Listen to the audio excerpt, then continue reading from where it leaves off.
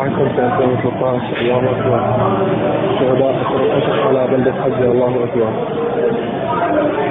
الله أكبر. مثل سنة 2013 أحد الشهداء في القصص بالميق على مدينة حجة. الله أكبر. الله أكبر. Tahun 2013 yang lalu sempat terjadi banjir besar di sekitaran Madinah, termasuk wilayah Jabal Uhud ini, sampai menggenangi sebagian daerah pemakaman bagi syuhada Uhud, yang Masya Allah ketika itu terjadi ternyata terbukalah atau nampak sebagian jasad dari para syuhada ini, di antaranya jasad paman Nabi Hamzah radhiyallahu taala anhu. Dan Gubernur Madinah pada saat itu mengundang para ulama untuk meminta fatwa bagaimana tentang posisi jasad ini yang telah bergeser dari tempatnya. Apakah dikembalikan ke tempat semula atau tetap di tempat bergesernya. Dan Masya Allah, ketika para ulama menyimpulkan untuk dipindahkan kembali ke tempat asalnya dan akan diangkat dipindahkan, selain jasadnya masih utuh selama belasan abad yang lalu, dan juga terjadi peristiwa yang sangat luar biasa. Jasad sahabat Hamzah radhiyallahu taala anhu ketika akan dipindahkan, ternyata dari dada yang terbelah itu masih keluar darah segar yang ditampilkan oleh Allah. Bismillahirrahmanirrahim. Assalamualaikum warahmatullahi wabarakatuh. Sahabat muslim, kami bersama kawan-kawan, ya teman-teman kita semua sekarang sedang berada di satu tempat yang sangat bersejarah. Tempat di antara pertemuan antara pasukan orang-orang beriman dengan pasukan-pasukan kafir atau yang tidak beriman, yaitu di daerah Uhud atau dikenal dengan Jabal Uhud. Seperti kita ketahui bahwa Nabi SAW dengan 1000 pasukan yang beliau siapkan, yang kemudian 300 orang dengan provokator Abdullah bin Ubay bin Salul yang memprovokasi mereka untuk meninggalkan pasukan Nabi sehingga menjadi desersi pada saat itu, dan tersisa tinggal 700 pasukan saja.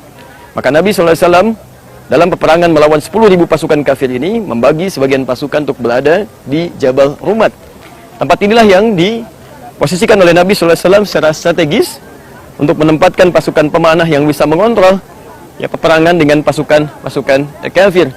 Yang bisa kita lihat itulah Gunung Uhud yang terhampar dengan cukup luas, dan pertarungan berlangsung di daerah datar ya di sekitaran Jabal Uhud ini yang bisa kita lihat, yang sekarang sudah ditempati oleh banyak orang dengan banyak pedagang. Maka dari pasukan kafir sudah dipelajari bagaimana karakteristik pasukan orang-orang muslim saat berperang, dan disimpulkan bahwa mereka tidak hanya semangat berperang karena imannya, tapi juga senang menikmati kemenangannya dengan cara mengejar ghanimah atau harta rampasan perang secepat-cepatnya. Tatkala Khalid bin Walid menyadari tentang keadaan itu, beliau kemudian membagi pasukan kafir kepada dua bagian utama. Pasukan kecil yang mengatasi pasukan-pasukan Nabi SAW untuk memancing mereka turun, maka turunlah mereka mengejar ghanimah atau harta rampasan perang. Sementara Khalid bin Walid memimpin pasukan besar untuk berbelok arah ke arah petunjuk yang saya tunjukkan ini. Dia berbelok kemudian naik ke atas dan menguasai tempat yang telah ditinggalkan tadi. Maka dihujanilah pasukan muslim dengan panah-panah yang luar biasa, sampai Rasulullah SAW juga terjatuh dalam peperangannya. Kemudian sebagian dari gigi beliau retak, dan bahkan diisukan beliau meninggal dunia pada saat itu.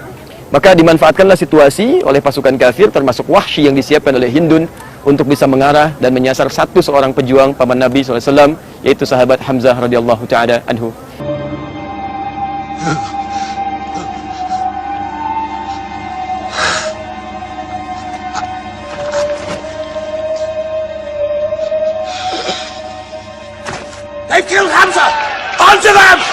Maka wafatlah beliau. Kemudian secara singkat karena punya dendam luar biasa, lalu dibelahlah dadanya, diambil hatinya, lantas dikunyahlah pada saat itu.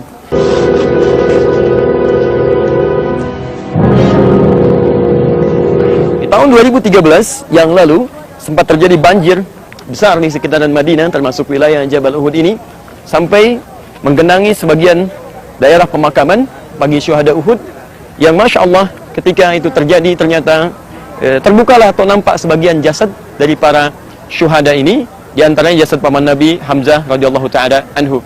Dan Gubernur Madinah pada saat itu mengundang para ulama untuk meminta fatwa bagaimana tentang posisi jasad ini yang telah bergeser dari tempatnya. Apakah dikembalikan ke tempat semula atau tetap di tempat bergesernya. Dan Masya Allah, ketika para ulama menyimpulkan untuk dipindahkan kembali ke tempat asalnya dan akan diangkat dipindahkan, selain jasadnya masih utuh selama belasan abad yang lalu, dan juga terjadi peristiwa yang sangat luar biasa. Jasad sahabat Hamzah radhiyallahu taala anhu ketika akan dipindahkan, ternyata dari dada yang terbelah itu masih keluar darah segar yang ditampilkan oleh Allah Subhanahu wa taala sebagai ibrah untuk kita semua. Quran surah ketiga Ali Imran ayat 169. Wala tahsabanna alladziina qutilu fi sabilillahi amwat bal ahya'un 'inda rabbihim yurzaqun. Jangan Anda kira bahwa setiap yang wafat di jalan Allah wafat begitu saja, tapi Allah akan hidupkan kembali mereka di alam kuburnya dengan suasana yang lebih indah, dengan limpahan nikmat yang lebih berkah. Inilah Uhud dengan segala gambaran peristiwanya. Di tempat ini pula dalam perjalanannya Al-Maidah 51 diturunkan sebagai pengingat kepada kita bagaimana bahayanya orang-orang munafik dan juga bagaimana iman kita bisa ditingkatkan kepada Allah Subhanahu wa taala. Semoga kita termasuk bagian di dalamnya dan diwafatkan dalam keadaan syuhada insyaallah. Assalamualaikum warahmatullahi wabarakatuh.